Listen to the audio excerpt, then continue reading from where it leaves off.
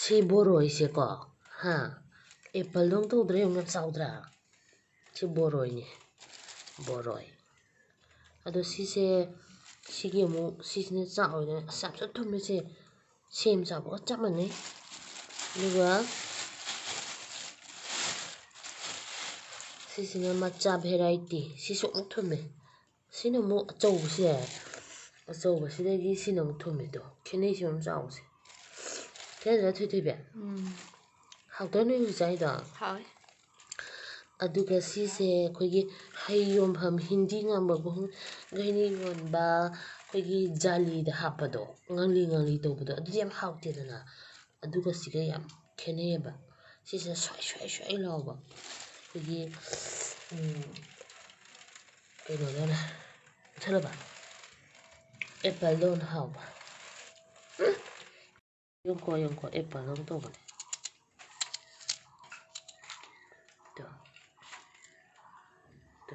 ꯑꯦꯄꯜꯗꯧꯅ ꯇꯧꯗ꯭ꯔꯥ ꯄꯨꯔꯥ test ꯑꯦꯄꯜꯒꯤ test ꯁ꯭ꯋꯥꯏꯗ ꯁꯤꯒꯤ ꯌꯥꯝ ꯐꯥꯝ ꯑꯆꯧꯕ ꯑꯃ ꯂꯩꯌꯦ ꯃꯤꯅꯤꯠ 20 ꯃꯤꯅꯤꯠꯁꯃꯨꯛ ꯆꯠꯂꯒ ꯑꯗꯨꯒꯤ ꯚꯤꯗꯤꯑꯣꯗꯣ ꯍꯥꯞꯄꯛꯇꯣꯏꯅꯦ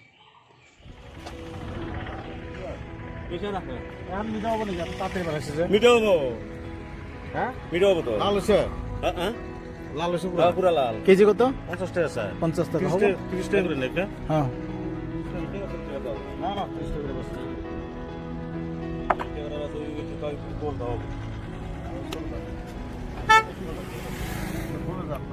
না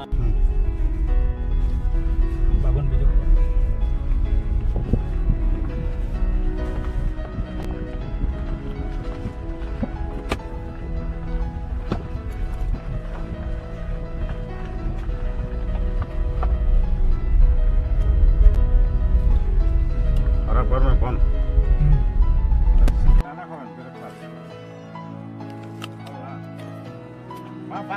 Mama. Ini apa? Ini di sekolah.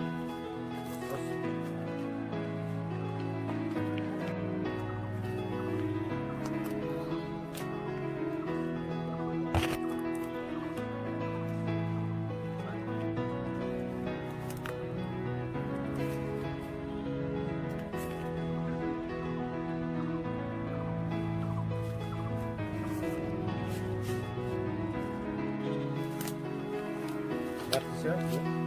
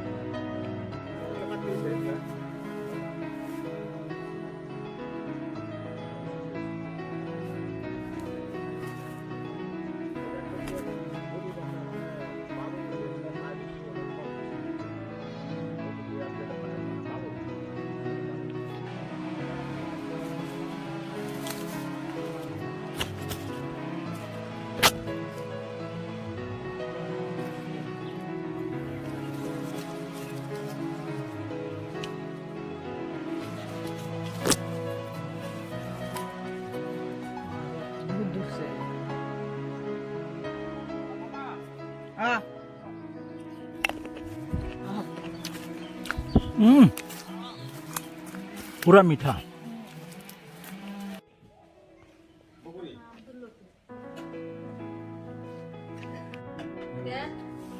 तो 100 টাকা করে মিলে দিলি হয় অনেক তাহলে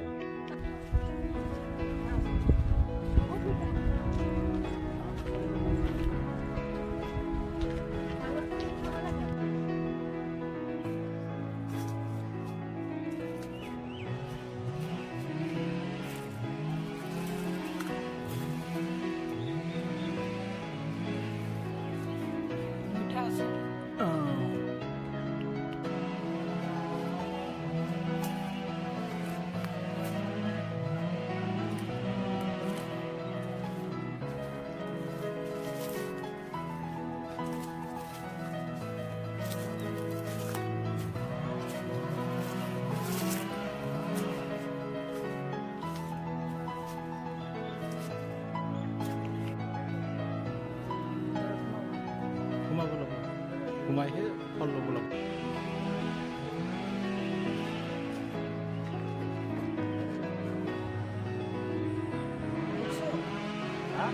복수.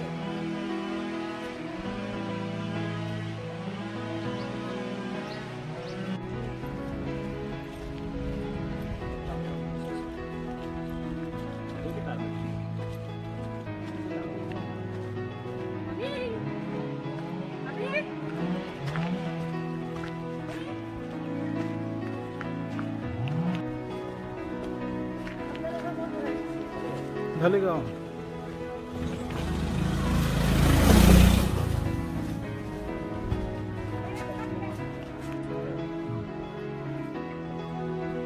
सेम